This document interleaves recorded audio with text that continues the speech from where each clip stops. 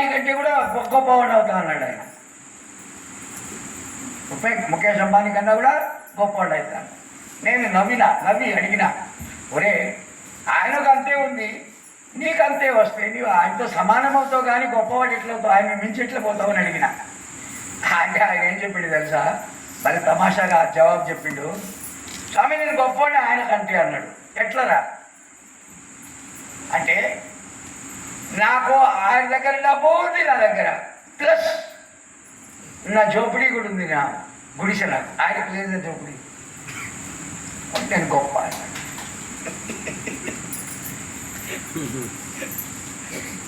నా గుడిసె కూడా ఉంది, ఆయన కూడా డబ్బు కూడా నా దగ్గర ఉంది, ముఖేష్ కంటే గొప్ప కదా నేను పోయి. అట్లా జ్ఞాని కూడా సుఖం వచ్చినా కూడా okay sir come on do your duty and go away. దుఃఖం వచ్చినా మై డియర్ దుఃఖం come go away do your duty. అంటే బాధలు కాదు అన్నమాట. ఆయన అయ్యో దుఃఖం వచ్చింది ఏం చేయాలని అని ఇట్లా మనం అయినట్టు కాదు. మనం బాధ చేసాం, అయ్యో దుఃఖం వచ్చింది, నేను అనుకోలేదు వస్తుందని, ఎట్లా వచ్చింది, నేను దుంపదగా, ఇంత అసదిగా, ఇంత అలా సిగదరగా అని మనం ఎన్నెన్నో అంటాం కదా, బాధరేషన్. ఆయన ఎట్లా అన్నాడు, దుఃఖం వచ్చిన ఓకే రా నాయన రా, ఓ నీ డ్యూటీ చేసుకొని పో, ఎంతకాలం ఉంటావు, కొంతకాలం ఉంటావు పోతావు, ఏదేనా అంటే చుట్టం అంతే కదా.